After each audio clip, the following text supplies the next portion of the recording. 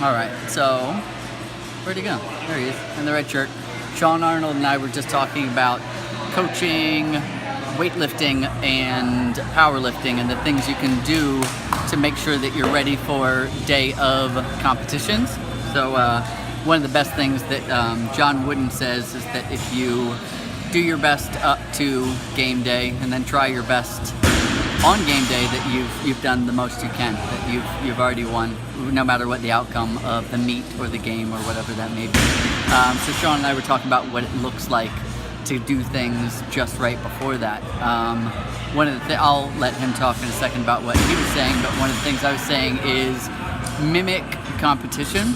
So have your lifters take singles. Maybe it's 80% of their max, could even be 75% of their max, whatever it is, but just working up to a heavy single with judges. So set up 3 judges on either side. You're excited, aren't you? So, do you want to expand a little? I'm recording now. I was just talking about taking singles with judges present so that you can have some of the pressures of doing a perfect walkout and hitting it to a judge's standard. Shawn, do you want to expand on some of the things you said? Yeah, I think one of the other big factors is to just visualize game day. So you're used to training in your familiar environment, you're used to training with the people you know, but chances are on game day, if you're at powerlifting or weightlifting meet, you'll be able to see the people you're going to be around for the next couple of days. You'll be able to see the environment.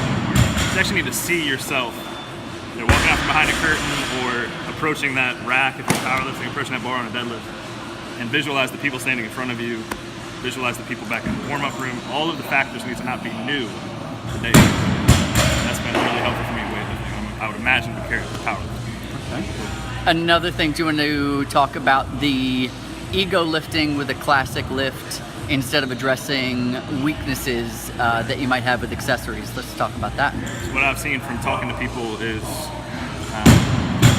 they won't train a different variation of a lift. Let's say if you're in powerlifting and you pull conventional, they won't train a sumo deadlift, or in weightlifting, they won't train snatches from blocks or snatch balance, maybe just some type of variation because they want it to be as specific to the sport as possible rather than addressing their underlying weaknesses. But I think that's really an excuse they use, is they hide behind the veil of the sport specificity to avoid addressing a weakness. So I see a lot of weightlifters with weak lower back, weak hamstrings, weak glutes, because they're so used to squatting in a very upright position. They're too proud to maybe take a box squat, work on a reverse hyper, do a glute ham raise, something like that, because it doesn't, quote, look like a snatch or a clean and jerk, but it's still going to help. It's going to carry over to your lifts, and that's what Yeah, so a lot of really great training that's going on right now has positional work, working in different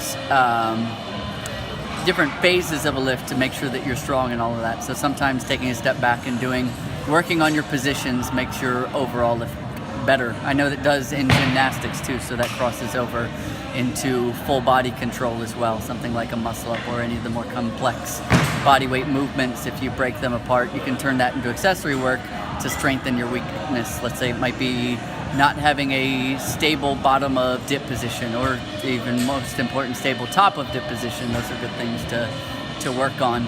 We had one more thing. Do you remember what it was? We went over I do want to talk one more thing about that. So let's chat it what out. I see, particularly in weightlifting, less in powerlifting and other sports, is the avoidance of any position that doesn't perfectly resemble the lift. Sure. So the example I'll use, maybe let's say a snatch pull. In a snatch pull, you want to have an upright chest. Actually, let's use a clean. So people will very rarely ever do anything where they're significantly hinged over, because in the clean it's more of a halfway in between a deadlift and a squat, let's call it. You're in a more upright position. Upright torso. And then when you stand up the front squat, obviously you don't want to fall forward. So they think that anything that puts them in that exaggerated hinge position, let's say a good morning, is somehow going to hurt their glutes. Right. But I would say the exact opposite is that it gives you more of an ability to get yourself out of a bad position. So by coming out of a hinged position, it helps you not get into a hinged position. Or if you end up in that position, you can compensate. You've been there before. Right. So you're less prone to injury because you've strengthened that forehand position. Right. And you're more likely to get back into good position and, compensate maybe if your clean pull takes you really far forward, chest caves, and we don't want that. We never want that. Right. But you can get out because you've been there. Right. That's good. If I had one more thing, it would be controlling the variables of that day. So that means no new shoes, even though your neon Romaleos just came in. Do not wear them. Wear what you've been training in. Wear the same belt, same wraps, same tape, same brand tape, whatever it may be. Use your same variables. Test them.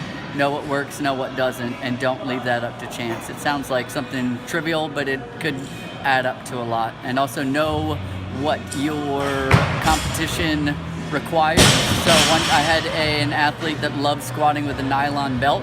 One time we went to a state powerlifting meet where there were only leather belts allowed, and that was a major freak out about 1 minute to like 90 seconds before her opening squat. That wasn't necessary.